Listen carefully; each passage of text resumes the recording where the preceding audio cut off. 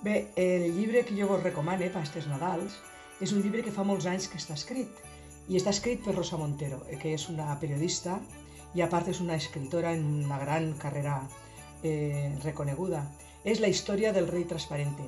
Este llibre, per què vos el recomane? Bueno, pues perquè personalment a mi m'agrada molt la història, sobretot la història medieval.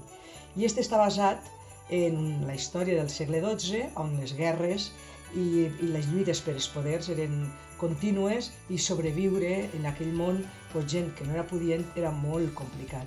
I més damunt té un ingredient que m'agrada molt més especialment perquè és una dona la protagonista i, clar, sobreviure en aquell món de guerres sent dona, pues, estava clar que era pues, quasi impossible. Entonces, desvele un poc la trama, perquè he ficat la sinopsis, no?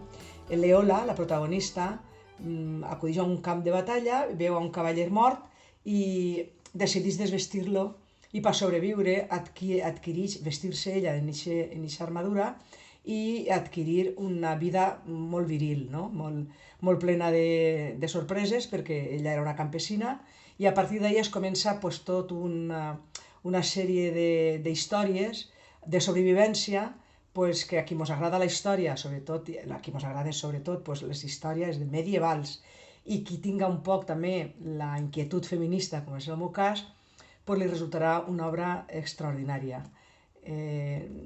Desitge que vos agrade, perquè, no perquè vos el recomane jo, sinó perquè realment en el seu temps va tindre un gran prestigi.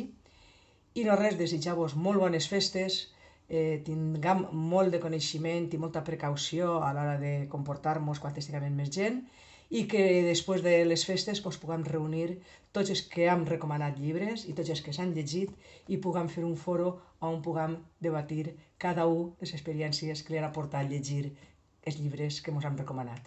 Moltíssimes gràcies, bons Nadals.